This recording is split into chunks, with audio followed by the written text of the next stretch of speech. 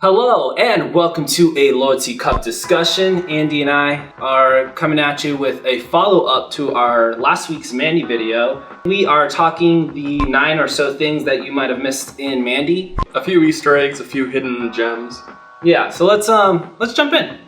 Alright, number 1, the opening text scroll before Mandy starts. It says, "When I die, bury me deep, lay 2 speakers at my feet, put some headphones on my head, and rock and roll me when I'm dead." This is a really weird thing. If you Google this text, it's actually the last dying words of a man who was convicted of murder in Texas and died in 2005. I think the murder happened in the 80s or early 90s. Apparently this guy was hopped up on cocaine, abducted a dude in his car, and decided to murder him. And then later he was caught, convicted of murder, and when they go to take him for a lethal injection, these were his last words. Very appropriate for the movie, talking about drugs and psychedelics and murder and this kind of just violent rampage mentality. Metal. Number 2, we have the opening song. It's called Starless. It's from a band called King Crimson. And what's interesting is that Starless is on an album called Red. Nicolas Cage's character, Red.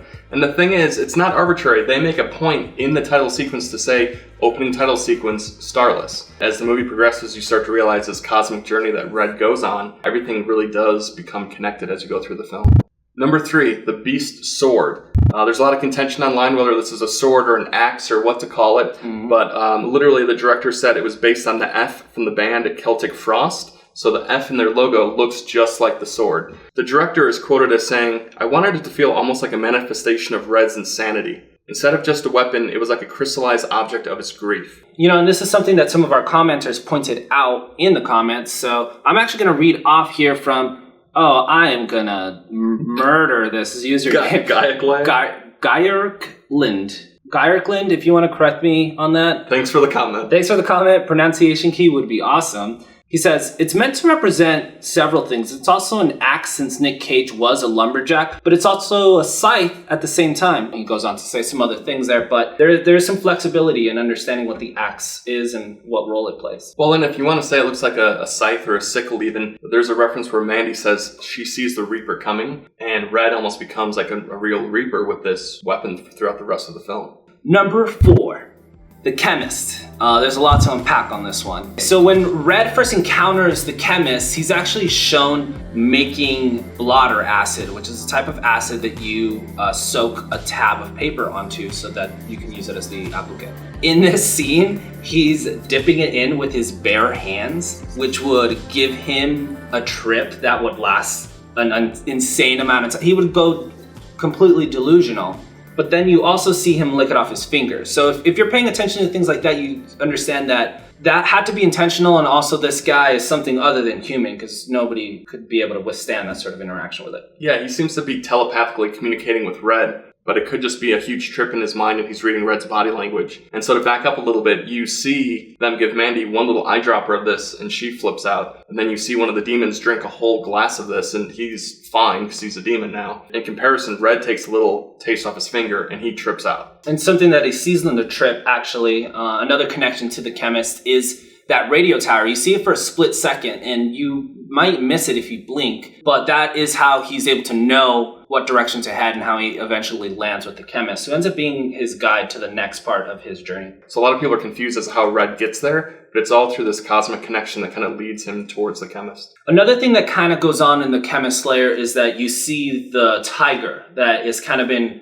foreshadowed or called to or nodded at before. With Red's t-shirt. Right? There's a painting on the wall in the beginning. Or you could be led to believe that when he unleashes the tiger, it's like Red unleashing whatever's inside of him that needs to rage to overcome what he's got going on in front of him. And the fact that the chemist and Red are tripping at this point leads you to believe that the tiger may not even be real. The whole thing could just be a metaphor for Red kind of becoming as much of a beast as these other characters he's fighting. One other place that the tiger's actually called out is on the after credit sequence. Mm-hmm. You see the drawings, and Mandy's got a few things on the pad of paper that you see, but one of them is Red sort of morphing into a tiger. Mm-hmm. So number 5, don't you effing look at me. So the scene when Mandy gets abducted by the cult and Jeremiah is playing his folk music and dancing for him, and he opens his robe and is dancing all naked, Mandy starts laughing at him and he becomes super embarrassed and he starts screaming this line. He's telling everyone to stop looking at him, but the specific line is the exact same line that Dennis Hopper says in Blue Velvet.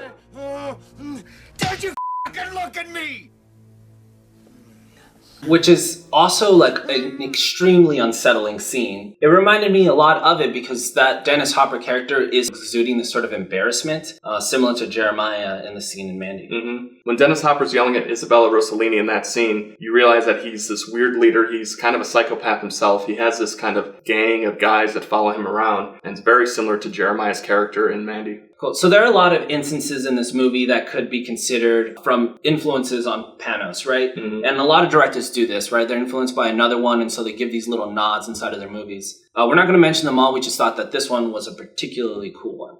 Seeker of the Serpent's Kiss, that's the name of the book that Mandy is reading. The book is fake. It is not a real book. It was something made up as a prop for the movie. And, you know, it's actually the name of the theme that's playing from Johan Johansson. And I'm okay with that because that is a beautiful piece of art. The entire soundtrack is amazing. So I think it's kind of cool that they give a nod back to Johan. Yeah, if you haven't sat down and just zenned out to the soundtrack, highly recommend. So the actor that plays Jeremiah, the cult leader, Linus Roach, is actually a cult leader in real life. Apparently, he is one of the organizing leaders of a group called Enlighten Next that's all about meditation and spiritual awakening. It was such a weird connection when we found this out, and I hadn't seen it posted anywhere else. Yeah, apparently he has connections to the original leader of Enlighten Next, and it all started in the UK. Linus Roach is a British actor, and so when he came out here, he was the leader of the New York sect. Now, I don't know what current activity looks like, but I did see other articles saying that he's currently still the leader of that cult. And a lot of cults and organizations like this, including this one, are accused of psychological torture with their members, very similar to his actual cult in Mandy. It's got to be an intentional I would decision, think so. Right? If not, this guy's probably hoping no one finds out. Yeah.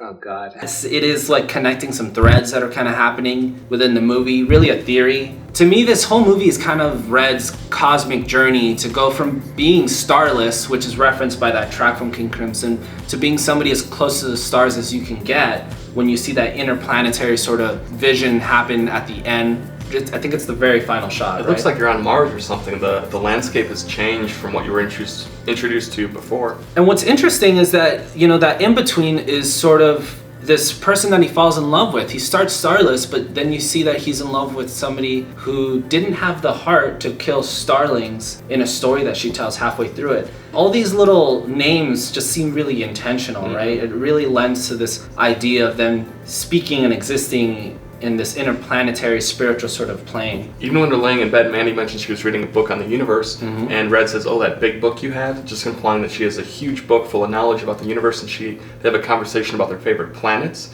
for a pretty good chunk of the movie. So a good amount of their character development is kind of just focusing on this kind of cosmic journey that's about to happen. You know, and I'm just now seeing this connection, but I recently rewatched Enter the Void. And in Enter the Void, the main character is also reading a really big book. It's about like the afterlife. He's actually reading the Tibetan Book of the Dead. It's a little bit hard to explain. So basically, when you die, the spirit leaves your body.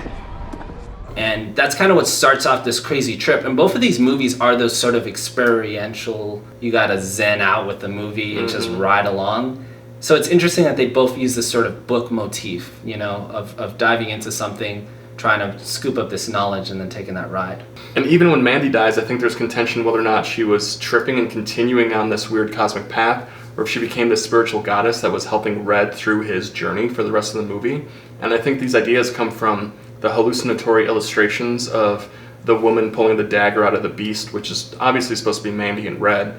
Well, she pulls the emerald shape out emerald, of it, but yeah. To me it does seem like she's curing the Red character, right? But also, like at the end when Red completed with his whole journey, as he's racing in the car and he looks over and Mandy's right there next to him, you wonder if she was along with him the whole time. Yeah, and it all kind of culminates when the filmmaking changes, when you're in that final scene with Red. You just have the bright light going on between him, between Mandy. You pan out and then you have the planet just super close. Yeah, and I think there's some implication that Red literally is on a different plane or different planet, and that at the end of his journey, the continuation of his trip has brought him to this new place. And maybe back with Mandy. That'd be great. It's beautiful.